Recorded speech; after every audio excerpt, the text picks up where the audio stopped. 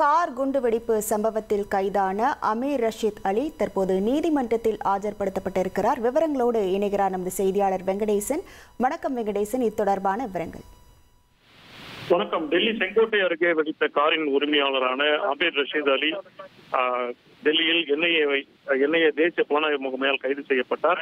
தாக்குதலுக்கு பயன்படுத்தப்பட்ட அந்த ஹுண்டாய் i20 கார் அவரது பெயரில் கடைசியாக பதிவு செய்யப்பட்டிருந்தது.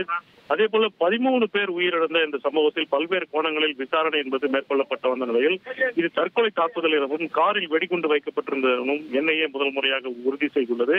இந்நிலையில் தான் இந்த மருத்துவர் உமர் ரபியுடன் இணைந்து சதித்திட்டம் தீட்டியதாக காஷ்மீரை சேர்ந்த அமீர் ரஷீத் அலியை தேசிய புலனாய்வு முகமை கைது செய்து அவரை என்ஐஏ சிறப்பு நீதிமன்றத்தில் டெல்லியில் உள்ள பாட்டியாலா நீதிமன்ற வளாகத்தில் உள்ள என்ஐஏ சிறப்பு நீதிமன்றத்தில் ஆஜர்படுத்தியுள்ளது.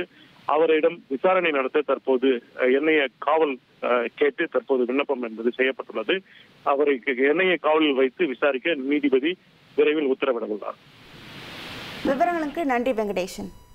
1,24,00,000 மனங்களை வென்ற தந்தி டிவி யூடியூப் சேனல். தவிர்க்க முடியாத தம்ப்நெயில்ஸ், கலக்கலான கான்டென்ட்ஸ். நீங்களும் இந்த குடும்பத்தில் இணைய இப்பவே சப்ஸ்கிரைப் பண்ணுங்க. அசுரபலம் கொண்ட எங்கள் டிஜிட்டல் கரங்களில் உங்கள் விளம்பரங்களை சேர்க்க வாட்ஸ்அப் பண்ணுங்க. 8939888378. Email advtthanditv@dttv.in.